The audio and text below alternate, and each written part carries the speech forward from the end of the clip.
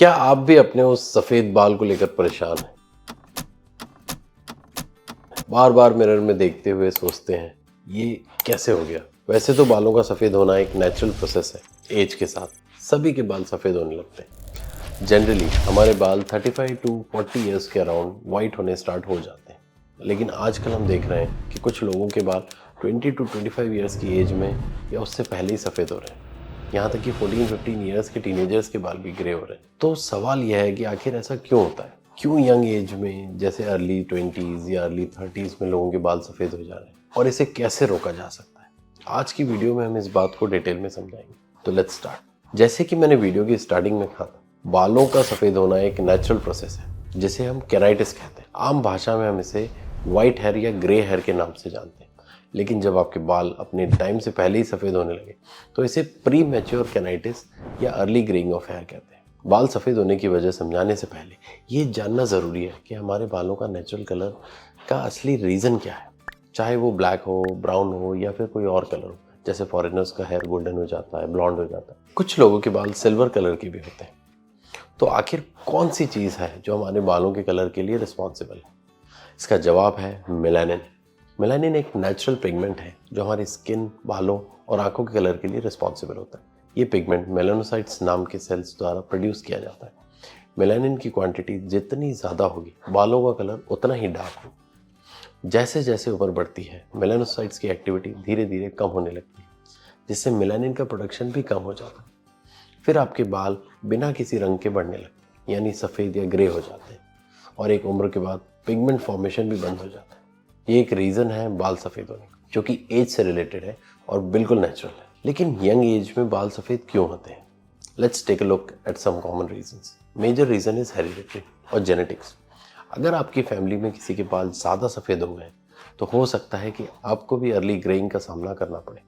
इसके अलावा और भी कई रीजंस होते हैं। Certain medical conditions like alopecia areata और विटिलिगो जैसे डिजीजेज में इम्यून सिस्टम अपने ही हेयर फॉलिकल्स को अटैक करता है, जिससे अर्ली ग्रेइंग हो सकती है। हार्मोनल इम्बैलेंस भी एक फैक्टर है अर्ली हेयर ग्रेइंग में। अगर आपके हार्मोन्स का लेवल बैलेंस में नहीं है, जैसे थायराइड जैसे मेडिकल कंडीशंस की वजह से, तो ये भी बाल सफ़ेद होने का एक रीज़न हो सकता है। आपका लाइफस्टाइल भी अर्ली हेयर ग्रेइंग में एक मेजर कंट्रीब्यूटर है, जैसे smoking, drinking, stress etcetera. Smoking and drinking आपकी बॉडी में ऑक्सीडेटिव स्ट्रेस को बढ़ाते हैं, जो आपके मेलानिन प्रोड्यूसिंग सेल्स और टिश्यूज़ को डैमेज कर सकता है। इससे आपके बाल अपना नेचुरल कलर खो देते हैं और सफ़ेद हो जाते हैं। हालांकि स्ट्रेस डायरेक्टली बाल सफ़ेद होने का रीज़न नहीं है, लेकिन ये बॉडी में हार्मोनल चेंजेस को ट्रिगर कर सकता है, जो अर्ली ग्रेइंग का कॉज बन सकते हैं। विटामिन्स और न्यूट्रिशनल डेफिशिएंसीज भी एक रीज़न हो सकता है अर्ली एज में बाल सफ़ेद होने का। Protein, iron, copper, vitamin B12, vitamin C, vitamin A और जिंक की कमी की वजह से बाल सफ़ेद हो सकते हैं। इसके अलावा एनवायरमेंटल फैक्टर जैसे पॉल्यूशन, केमिकल्स और यूवी रेडिएशन भी प्री मैच्योर केराइटिस का कारण बन सकते हैं। तो ये थे कुछ reasons behind early hair greying. Friends, early greying of hair एक कॉमन प्रॉब्लम है जो कई लोग फेस करते हैं। डोंट वरी, मैं कुछ इफेक्टिव सॉल्यूशन सजेस्ट कर रहा हूँ जो आपकी अर्ली ग्रेइंग को मैनेज करने में हेल्पफुल होंगे। सबसे पहले अपनी डाइट को इम्प्रूव करना ज़रूरी है। अपनी डाइट में विटामिन B12, आयरन, कॉपर और फोलेट जैसे रिच फूड्स ऐड करें, जैसे कि green leafy vegetables, fruits and nuts. ये सब आपके बालों को हेल्दी बनाए रखेंगे और ग्रेइंग को स्लो डाउन करेंगे। अगर आपको लगता है कि आपकी बॉडी में इन विटामिन्स की कमी है, तो आप अपने डॉक्टर से कंसल्ट कर सप्लीमेंट भी ले सकते हैं। स्ट्रेस भी अर्ली ग्रेइंग का एक मेजर रीज़न हो सकता है। अगर आपका स्ट्रेस लेवल ज़्यादा है तो शायद आपके बाल जल्दी सफ़ेद हो सकते हैं। स्ट्रेस को मैनेज करना बहुत ज़रूरी है।